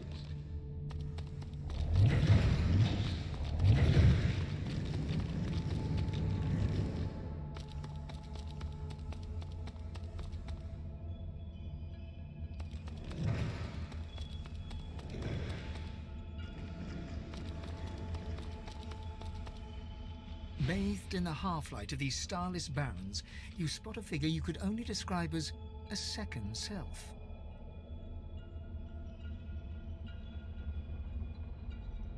It looks haggard and weak, its very voice but a feeble echo of your own. Red Prince, come. Come closer, so that you may see me as I truly am. Look me in the eyes. The apparition clasps your face in its shaking hands. You suddenly feel your eyes tingle. Everything becomes brighter, sharper. Blacks and whites become glorious bursts of color, then fade back into their accustomed spectrum. Blind eyes, shine brightly. Speak the spell and see.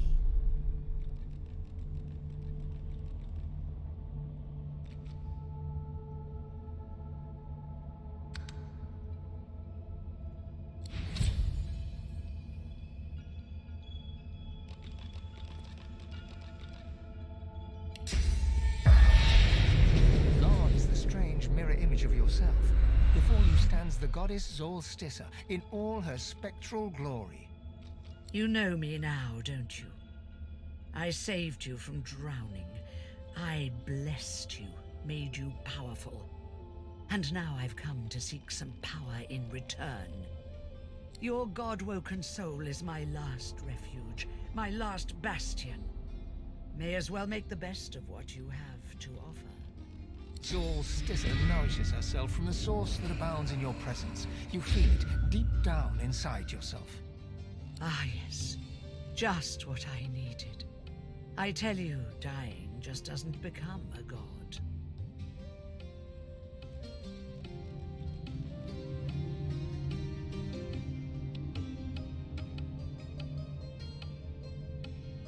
The void itself is hunting down the gods, leeching us in ways we never thought possible.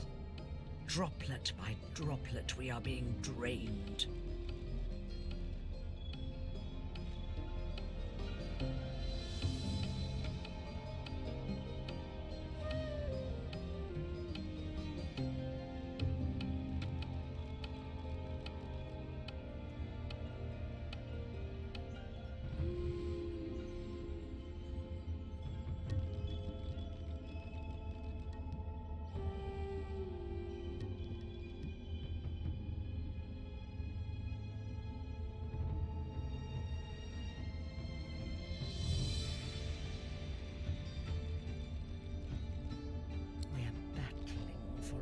Survival. It's a battle we're losing, and should we truly lose, all will be cast into oblivion.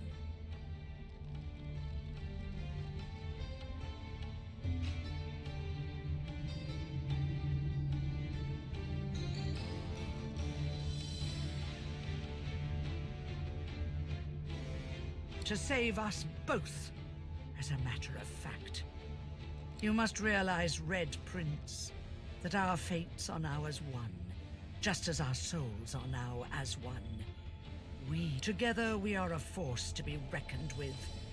But if we seek to survive the onslaught of the Void, we stand no chance unless we become vastly more powerful than we are now. That means there is but one place we can go, the Well of Ascension. It most certainly will be. The Well of Ascension is a lake, a pool of pure source, in which the powers of the Seven lie united. We gave them up freely to create the first divine. Each of us donated half of that which makes us gods. To bathe in the lake is to become our chosen. That is where the road to divinity leads. and you must be the first to reach it at all costs.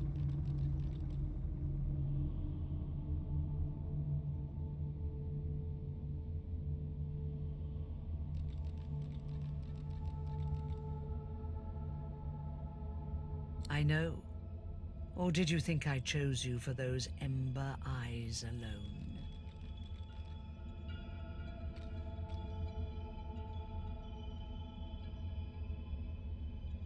One must never enter into any endeavor, though, without realizing the stakes.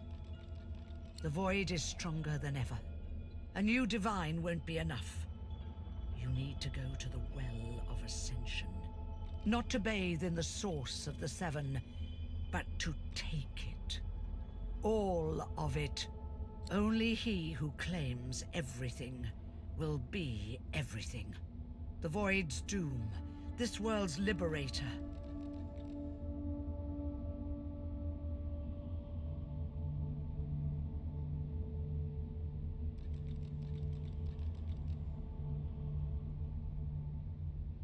I hope you understand them to their full extent.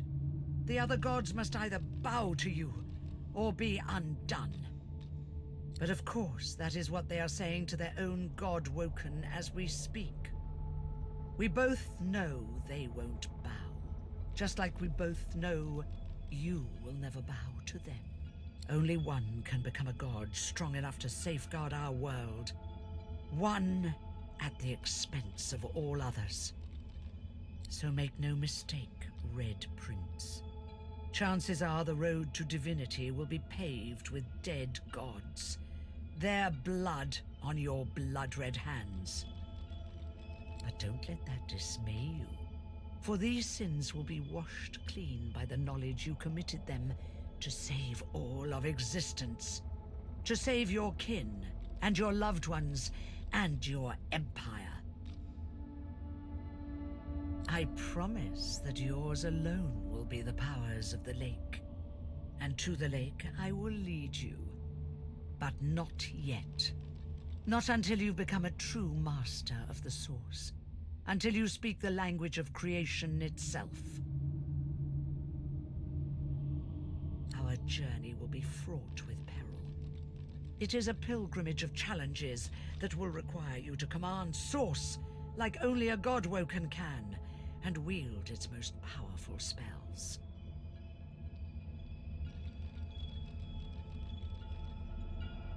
Laughter rolls and echoes into infinity. You flatter me, my prince.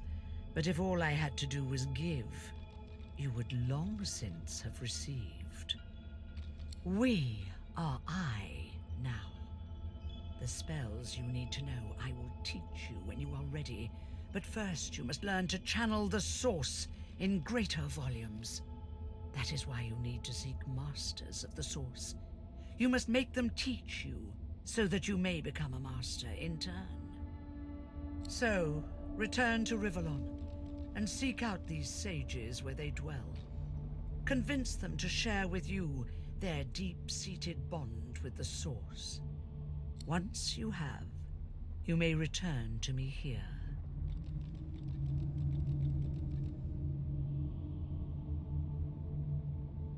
Something that'll make you understand that for a god, there is precious little difference between the living and the dead. Source is. It is a constant, a subject of neither time nor transience. All of life is Source, and in Source it is. Immortally so. You have the vision of a god now. Eyes that can see spirits. The souls of the dead, made manifest in Source. Speak the spell during your peregrinations, and you will see them.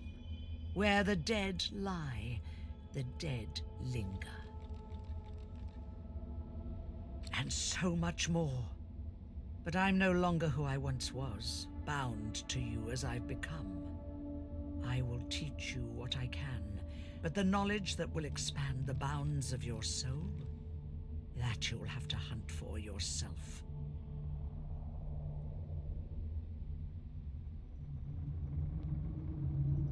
Best of luck, Red Prince.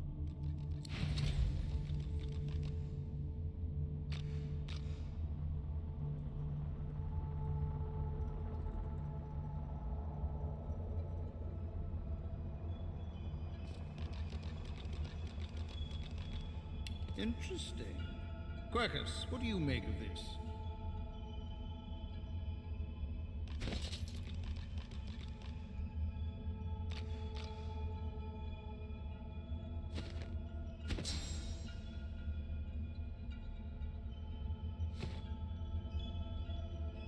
Quercus, what are you looking at? Egad, stop gawking at the shield. You ought to be quite used to such journeys into that stone realm by now. Meanwhile, the acorn draws nearer. I read through some tomes I saw that cranky old lizard carrying. Some fascinating leads, but nothing like the power we need to stop the Knights of Dre and their wicked plot.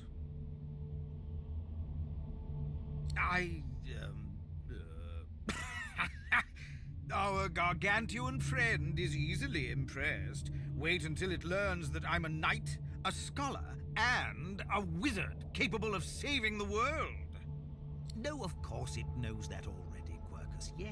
Yes, I'm aware it's the entire basis of our partnership. No, I most certainly do not feel the need to return the compliment. I owe our shield my life several times over. I hardly need to grovel and thank it each time. I'm sure it knows I appreciate it.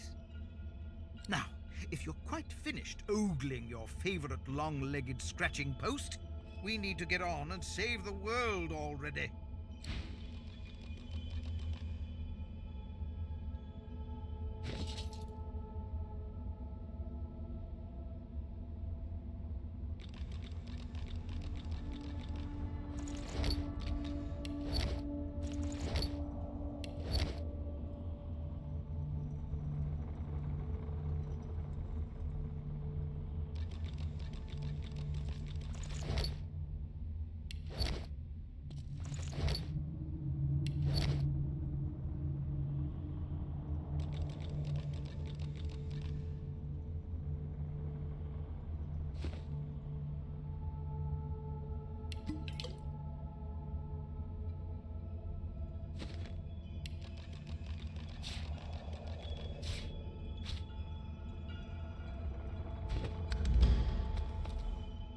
The Meister stares intently at you.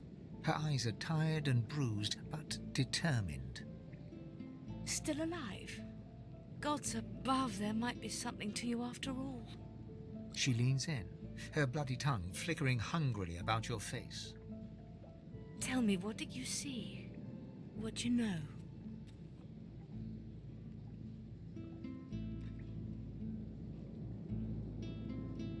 She sighs impatiently as you hack up the last of the green smoke. You can't channel enough sauce? Gods be damned, why couldn't you have a nice simple problem? Finding an orc to dance the hornpipe, perhaps?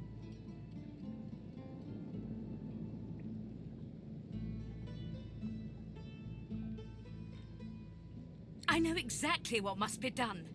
You must find a master of sauce. And I could have helped you once, but no longer.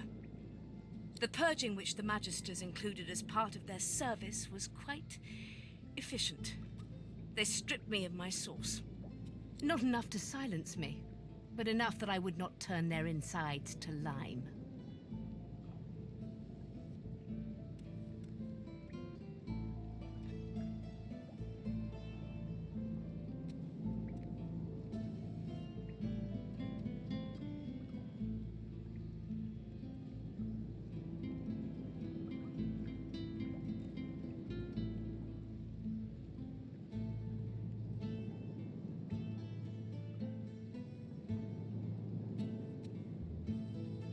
Enough to sever my link to the font from which all source flows, and certainly enough that I cannot train you. So we must seek alternatives. Alas, the only source masters not yet hauled off to Fort Joy or turn into meat puppets are those too dangerous or cunning for the Magisters to contain. Sorcerers that allowed their power to corrupt them.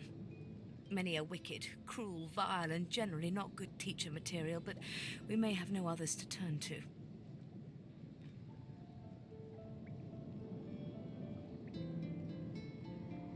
You will not be there long, I assure you. There is only so much you can glean from a twisted mind. However, it is the path we walk, no matter what the cost. No matter what is asked of you.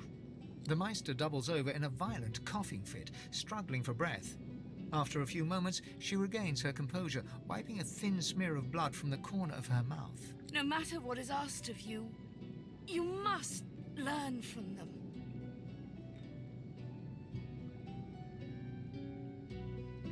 And you do not seem to be paying attention. Sorcerers, evil, controlling your source, saving Rivellon, please. Please tell me at least some of this rings a bell. Your focus, your only focus, must be on finding these masters, on finding the secrets to divinity. Nothing else matters. The Magisters have kept ledgers with all known sorcerers, especially the powerful ones not yet captured. They would be an invaluable resource. But do be careful not to get caught. I was their guest for a time, and I promise you the gallows was the most comfortable part of the experience. And if their barracks turns out to be as empty as their skulls, just try to keep an ear to the ground. There may still be powerful sorcerers hiding in these lands. As she speaks, one of her wounds reopens, a dark red stain spreading across her tunic. She hisses in frustration and starts to bind the gash. I wish there was more I could do, but in this condition, I would be more a hindrance than a boon. Godspeed, and remember, do whatever it takes.